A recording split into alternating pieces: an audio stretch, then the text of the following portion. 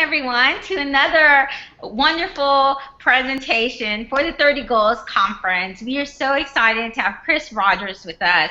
Chris, can you let us know where you are today? Yes, I am just outside of Atlanta, Georgia. Okay, awesome. We're going to go ahead and let Chris get his presentation up while I let you know a little about him. Just to let you know, at the end, we're going to ask your questions, so you can put them in the chat link, and Judy is going to ask the questions for us today. To let you know a little about Chris, the way he got started with the 30 goals, the reason I asked him here was because he suggested a goal, which was to take a presentation, and he gave tips on how to spruce it up. And it was a really popular goal that a lot of teachers appreciated. So he knows his way around technology. He was a technology coordinator, well, he currently is, for a K-5 elementary school in Georgia. His passions are his faith, his family, and education. He's presented at several different conferences and also ed camps as well. He wants to empower teachers to facilitate the use of digital tools to increase student engagement and achievement. So I'm going to go ahead and let him go ahead and do just that with his presentation today. And you can find him on Twitter at Chris Rogers07. Awesome, thanks, Shelly. Yeah, I'm excited to be here today and share with you a little bit about technology coaching. And I know some of you may serve as instructional technology coaches, some of you may be classroom teachers, building leaders, but the main thing that I want to share with you today is that everybody can be a technology coach. Everybody can inspire their colleagues, everybody can lead by example, and so we're starting out just with a few things that technology coaches do. And the number one thing that I want to tell you guys at the beginning here is if you have any questions, any comments, anything, if you'll look right below the Hangout on Air video for the chat wing box, and make sure and type all of your questions, any thoughts, anything that pops in your head, put it in there, and we'll read those out at the end, and I'll be glad to answer any questions. This is one of my favorite activities with teachers. We asked teachers last year at our school, like, well, what did you like about technology coaching? What were some positives from it? And here's some of the things that they had to say. Over and over again, I heard from teachers, even if we didn't have a technology coach, if I just had somebody in the classroom with me to help when I was trying something new. I don't want to crash and burn in front of my kids. I don't want to try something new and look dumb in front of my kids. So that's what I want to share with you guys today. I know a lot of schools have come up with creative solutions for that. Maybe you don't have an instructional coach. Maybe you just have a reading or math coach, and they're not. Technology is not their forte. Ask your principal. Be creative with that funding, and see if you can get your neighbor teacher down there for an hour with a sub, or teach both classes together at the same time. I've done a lot when I taught 4th grade, and somebody wanted to see something. We just, hey, let's combine our classes for a minute and go.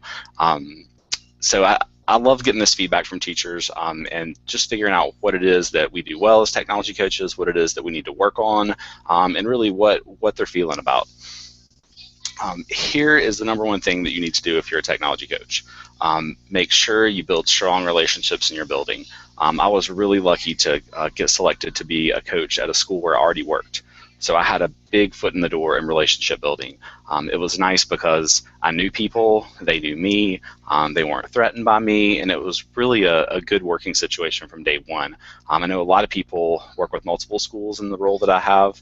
A lot of people are going to a new school as a technology coach. Spend some time talking to your colleagues. Make it a point to go down when they have a planning time, when they have a meeting for their team, and spend some time with them and get to know them, because you'll find that when you build that relationship first, then your instructional coaching is really going to take off with those teachers. But I've really tried to invest a lot of time each week, each day in relationship building. Some people think that, hey, you should be doing some work. You're just standing around talking. And I try to explain, hey, that is work. I'm getting to know my colleagues, and I'm learning how to do things. I'm learning about them, learning what their dreams are, what their strengths and weaknesses are, and how I can help them.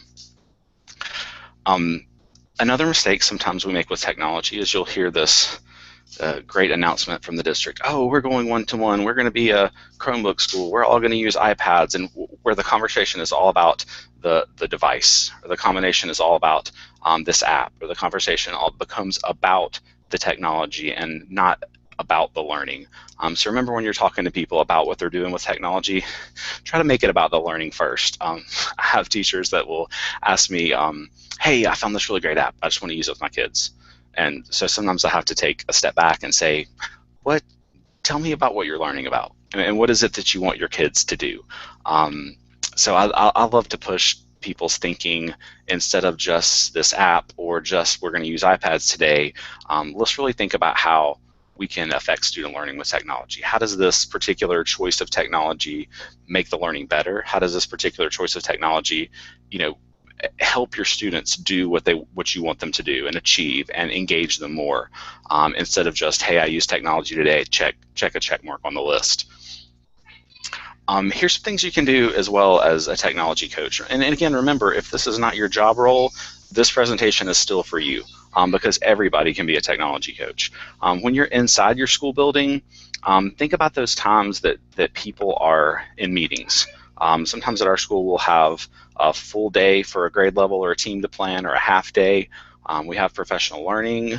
If your strength is technology and you don't get a chance to share with your colleagues, ask, hey, can I share on a professional learning day? I have this one thing that I really want to share about. I know I didn't put it on here, but a lot of schools are starting to do an ed camp model for a professional learning day, even for half of a professional learning day. If you've ever attended the ISTE conference, they do a type of session called an Ignite session, which is 5 minutes and 20 slides. I've never done one. It's really intimidating to think about because the slides are timed and you have to go. But we've done that at our school, where we invited teachers at the beginning and end of every staff meeting to do an Ignite session. So people have presented on how they use Twitter with their kindergarten classes, how they found the new video slideshow tech tool. Not all the ideas have been tech related either, but I've loved that spotlight for teachers to share with their colleagues. It's always interesting when a teacher shares something with another teacher. They're so much more likely to do it than if the principal says, hey, why don't you try? Or if the technology coach says, hey, why don't you try? But definitely seek out those teams to plan projects with. Keep in touch with other teacher leaders in your building. And if you can, try to be a part of your school leadership team, because that's a way to help get a voice into what's happening in your school. Also, outside of your building, I love using social media. I know a lot of you guys are on Twitter, and a lot of people use Voxer, Google+, whatever tool it is that kind of suits your needs. Seek out those like-minded people, and people that can be a resource for you. I know Shelly has been a great resource for me. Jake Duncan and Sarah Thomas, that are helping with 30 Goals, have been great resources for me, and I've met them exclusively through social media. Also, check out blogs and websites. Bookmark your favorites, those people that challenge your thinking, those people that always give you great ideas, and just get connected with those both within your school and outside of your building. This is always one of my favorite slides. Sometimes people want to think that the technology coach is the technology expert. And I try to say that no, it doesn't mean I'm the technology expert. It means that I keep up with it, that it's my field, but nothing pleases me more, and I'm really serious about this, than when I go to do a model lesson for a teacher, or we're teaching something together and something goes totally wrong. Because I want them to see me fail, and I want them to see how I react and how I say, hey, we're okay. Let's move along to plan B. Let's see what we have next. And just to know that the first time you try something, if you're trying, blogging with your kids for the first time, you're not going to be an expert the first time you try it. In fact, nobody expects you to be. So dip your toes in the water. Try that new thing that you're wanting to do this year. And I really love 30 Goals, how it is such a great platform to do that, to give you support when you're trying that new thing or getting into something new, whether it's blogging for your kids, whether it's Twitter for you as a professional. Also with transparency, make sure people know where you're coming from, and share the thought process behind why your school or your district or you as a teacher make certain decisions with technology, and help keep people on board by knowing that you're transparent and you're working from the right goals. I try to work this in like every time. Sometimes it's not a natural fit, so I don't always do selfies with my lesson, but whenever kids are trying something new with technology, so if they're learning a new video slideshow tool for, say, something like Animoto for the first time, I'm really unlikely to expect them to do a really high level, curriculum intense video the first time while they're learning the tech tool. What I like to do is have them learn the tech tool with something fun, with something silly, with something a little bit lower on the curricular expectations, then you can scaffold them up to where they, once they know the tech tool, then they can do more rigorous work later on. I don't know if you've ever had the feeling of learning how to do something new and then immediately having to use it for your job. I always think about those things like a grade book or a student data system, and it's like, all right, yeah, well, here's the training, here's how to use it. Oh yeah, and tomorrow you have to use this for real with your kids. That kind of sinking feeling, and I want to make sure that I don't do that to my students, that I don't give them that feeling of being overwhelmed with trying to learn something new. And having to use it for schoolwork at the same time. So start small and scaffold your expectations upwards. Some people at my school give me a hard time for saying this one, but I really want to not have the job. I want to coach myself out of a job. I want to empower people enough to bring people up to another level, to teach them and enable them to share with others, where I don't really need this job anymore.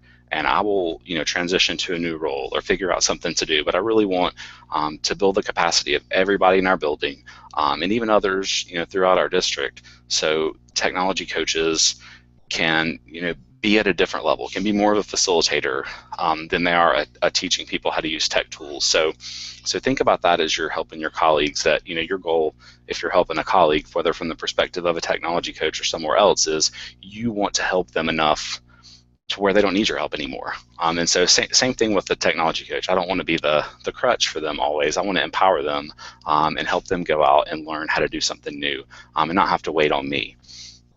Some things I think about with coaching is always instructional goals first. I think about some ISTE standards, especially ones that are tough for people to get ideas to meet on their own. Problem solving, doing real problems, communicating with other classrooms in different places. And I love just the pre-post conference with teachers, just getting to chat with them beforehand, getting to chat with them afterwards. And then, as I said earlier, the gradual release of responsibility. I want them to take on more of a role each time. I love to find things that are BYOD friendly. My school's BYOD, even schools that are currently one-to-one. Thinking about things that work on multiple platforms means your kids will be able to do it at home. If you're choosing tools that are device specific, then they're going to have a tough time using it anywhere outside of school. I hear this one a lot, but I'm just a teacher. I can't be a tech coach. You can be creative, as I referenced at the beginning. You can talk to your principal, talk to your building leaders, and figure out ways that you can help share with your colleagues. Talk to people about the good things that you're doing, not in a bragging way, hey, look at me, I'm great, but in a, hey, you should try this, your kids would love this kind of way. The things that have caught on the fastest at our school were not things that I, as a technology coach, said, hey, this is great, everybody should try this. They're the things that teachers did with their kids and said, oh my gosh, my kids love this, you should try this. To their teacher next door, all of a sudden 2 weeks later, 3/4 of the staff is using something. So just know that you have that power to influence what happens in your school. A couple of things that I have done, I've put some video links for you guys to see using some different tech tools in the chat wing. So if you look down, you'll see a YouTube video that has some students using Explain Everything. And this was my example of the kind of low curricular start. They were explaining some different things about math facts as it relates to fractions, just a real simple kind of beginning of third grade example. It was something they'd already learned about in different ways, so this was kind of a show your learning piece afterwards. If you've never used Explain Everything, it is one of my absolute favorite tech tools.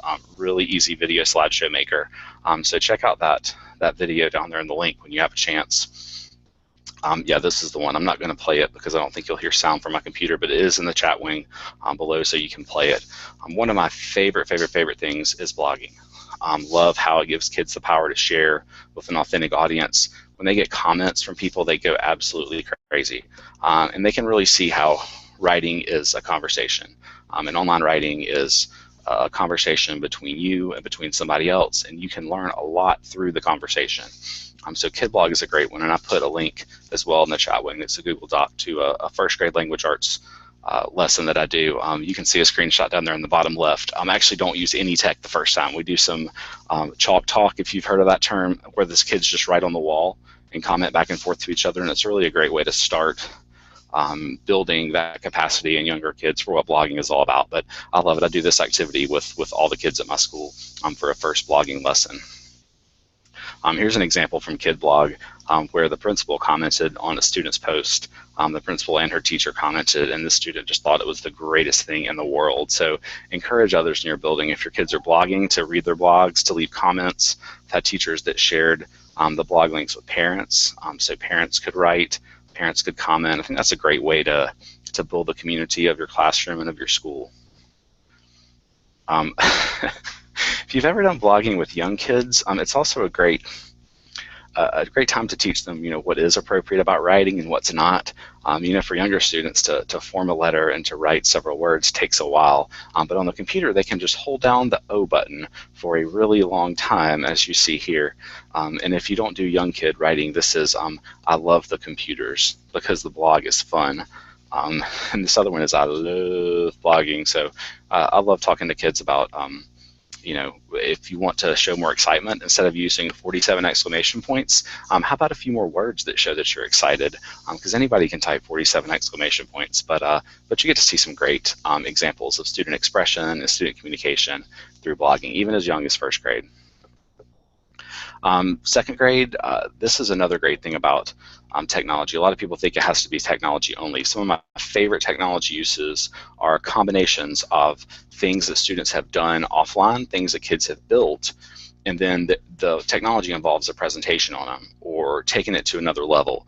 So these two examples are also in the chat wing. One was made using EduCreations, which is an iPad app, and this is a student reading a story she wrote. Which is really, really excellent. On the second one here, the students study the regions of our state, Georgia, in second grade. So they have built some shoebox models of the region. Then they used Explain Everything to annotate, to draw arrows, and they record themselves talking about it. So you hear a student in this video explaining what's going on with the coastal plain, who lives in the coastal plain of Georgia. But I love if you're doing those involved things where students build, where kids, you spend a lot of time and creativity in something, think about how you could use some of these tools to kind of enhance that and make it a way where parents could go online and view the video. This is an example from fourth graders where in coaching lessons I talked to them about this is a real simple annotation tool called ClairSketch. It's strange because it's one of the few apps that is Android only. You see a lot of Apple only apps, but it's very simple. They take a picture, they click a button, they start talking and drawing at the same time. So it's a great way for students to explain math thinking. We did a lot of work with it in social studies. So you'll see that link in the chat wing as well. It may not draw the little picture in your link, but if you'll look for the word ClairSketch, you'll see the word ClairSketch in the link. A couple of things to think about if you're planning professional learning, if you are in the role of a technology coach or a building leader. Think about first, what is your school improvement goal? I know if you're in a different country, y'all may call them different things. In the US, usually it's school improvement goal. We call ours local school plan for improvement. Think about how your district and school initiatives, the things that are important to you and your community. Think about the ISTE standards. This one's great. Think about what teachers want to learn about. I love just sending out a Google Docs survey, a Google form, and saying, hey, what do you want to learn about? What's something that you think your kids would like? Ease of teacher and student use, that is huge.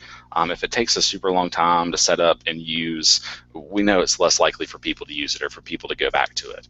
And I always want to find BYOD friendly things. Whether you have an iPad, whether you have a laptop, I love those things that work really, really well on all of them. So I'm going to share with you, I'm going to skip this slide here and just kind of share with you 5 apps or web tools that I think fit this category, that if you're really looking for something to use early in the year, to use often, that you can differentiate, the kids can use across subject areas, these are some that you should check out. I love Animoto. If you haven't used it before, it's a great video slideshow creation app. Your kids dump some pictures, type some text, and it creates this really cool professional looking video with great transitions.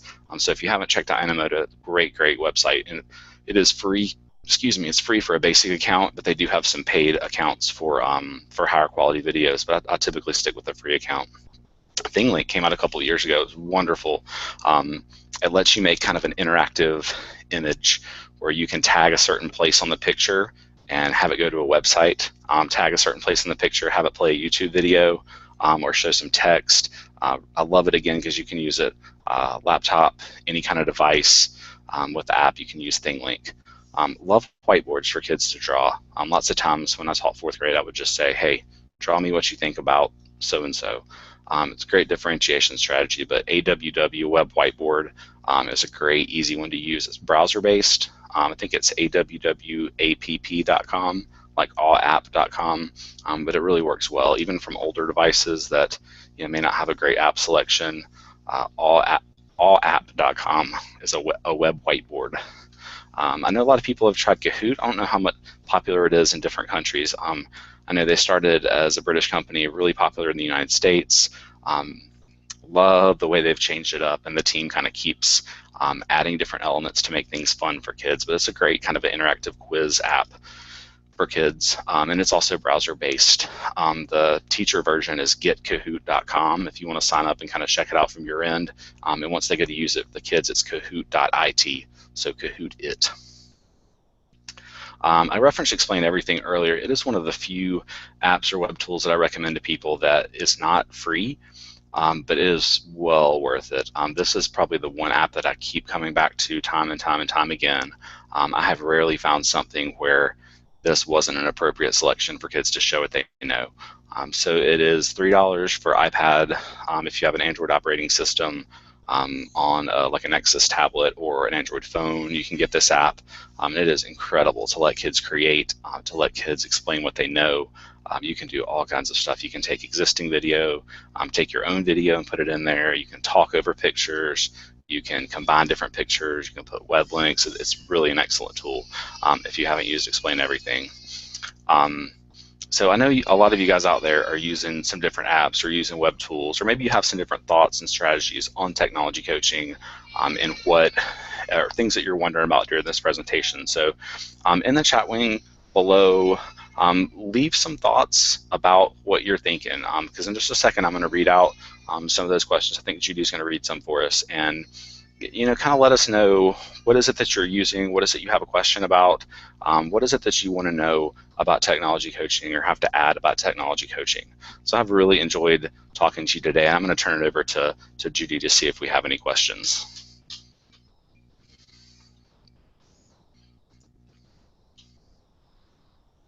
Hey guys. I don't know if we really had a whole lot of questions, but a whole lot of comments. Awesome. Yeah, let's see if I can get them all. Rose was saying that she uses a lot of G forms to get her learners to share their opinions um, and ideas of what they do outside the class. Um, Seems to be a very big Kahoot fan club out there. Nice. Very nice. I know for Rose, who was talking about Google Forms, I always use Google Forms a lot on my own, but they had these same 9 themes, and it just really frustrated me. And why doesn't Google fix this? And about a year ago, they came out with all these other themes, and you can customize them. Actually, I think it was I'm trying to remember when they did it, January. But anyway, it's so much better now, and you can make it look nice. And sometimes that's important for us. We want to make things look nice too, not just be functional. So I love, love, love Forms. It's so easy to get great student feedback. Here's a question. How do you go about support after formal PD? Do you wait for teachers to approach you, or do you have a sign-up sheet in the training? That's a great question. I kind of do a combination of both. So I do use a Google. I don't use Calendar for my time appointments. I use a spreadsheet. I know that sounds kind of strange. So I do have an open sheet that they could sign up on, but I also talk to people. I make it a point to go when they're having grade level meetings or when I know that they don't have students at that time and say, hey, what is it that your kids are doing? What do you need? You need any support? So I kind of think of it as a combination between those two, like a personal follow-up plus an open sign-up sheet. I have a couple of teachers at the beginning of the year that say, hey, I really want technology coaching to be part of my personal goal as a teacher, so I want you to come coach me maybe more than other people. So I take those kind of things into consideration, but great question. So the personal touch plus the sign-up sheet. Um, um, Sorry. Think link. People like Animoto. Clara sketch. You're asking about ClassSketch. Yeah, ClaraSketch is an Android-only app that came out last fall, and it is really fast for annotating a picture. So it can either be a picture that you download from the web or a picture you take live. And then once you load it up, you just tap a button and start talking and drawing at the same time. I think you actually have to draw something on it for it to record, and it ends up recording your product as a video. Negatives on that is that you can't export to YouTube or put it in other places. It kind of lives as a ClaraSketch link. You can view it really easily from any device, but it doesn't export to YouTube like a lot of the more popular video slideshow tools will. But I really, if you have Android devices in your school, give ClaraSketch a try. I think it's really flexible. It's really easy for kids as young as kindergarten, really all the way through 12th grade. As a supporter of new teachers, any specific tech tools apps you first recommend them to try? I would stick to those things that give them the most bang for their buck. So if it was a new teacher, I would not say, hey, here's this, biology specific app. I would look for those things that are content creation tools that they could use with different classes, with different topics. A couple of those that I mentioned in the presentation were Explain Everything, Educreations, that is iPad only. ClaraSketch is another great one that's Android only. Just those things that are simple for them to use that kids can explain their learning for lots of different reasons. So those three stick out in my mind: Explain Everything, ClaraSketch, and Educreations. Any specific advice about not being a crutch? About not being a crutch? So like technology being a crutch for things? Yeah, I would say look at your lessons and how technology is enhancing your learning. So if you're using a certain piece of technology just because your school district said you had to, or you're using a certain app just because you feel compelled to, and it's not really enhancing the learning, then I would look for something different. Also, some lessons or topics, that technology piece fits a lot better. A lot of people, if you're in a one-to-one school, think I have to use technology for everything. It doesn't really fit for some lessons and some topics. So don't be afraid to say, what, technology doesn't quite fit as well on this one, so I'm going to wait until tomorrow and use it for this purpose. What do you think of using Powtoon? Oh, Powtoon's great. I did not mention Powtoon in the presentation, but it is one we've used a ton last year. It's one of those freemium services where you have some basic things for free, but you can pay for a great subscription. We've had kids make some really nifty things with Powtoon. For some reason, it seems difficult for adults to grasp at first, the transitions and your slides, but kids take to it just in a heartbeat. I showed it to a third grade class last year, and I was worried, like, oh, I think they're too young to do it. They had it down. In less than an hour, they were making great stuff. So I really love Powtoon. Use it a lot at our school.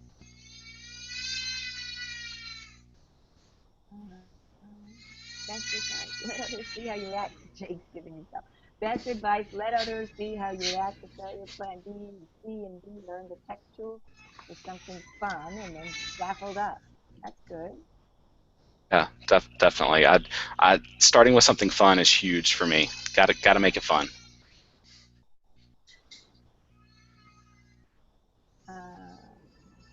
Do you have any problems with then adding voiceover and speaking onto it in different platforms of Apple versus Android? Most of the issues that I have with voiceovers have to do with knowing the location of the microphone on whatever device you're using. So sometimes kids might be recording simultaneously in a large room. I'll teach kids this is going to be tough to demo. I mean, if you have a phone, like I have my iPhone, and you know the location of the microphone, if they can kind of cup their hand over it and talk into it like that, then they'll mute out everybody else, and it will also give them a lot better sound quality. So really the biggest issue for me is speaking into the microphone and making sure that you kind of cup your hand to mute out other people if they're talking to. But yeah, good question. Okay, well, I think that's about all I have. Shelley, I don't know if she's there. Oh, I think that's great. I think that's some of the most questions we've had. So thank you so much for collecting this, Judy. And we'll go ahead and leave you. It sounds like it's pretty busy there. So thank you so much for for joining us. It was a really, really great advice on using technology. So thank you so much.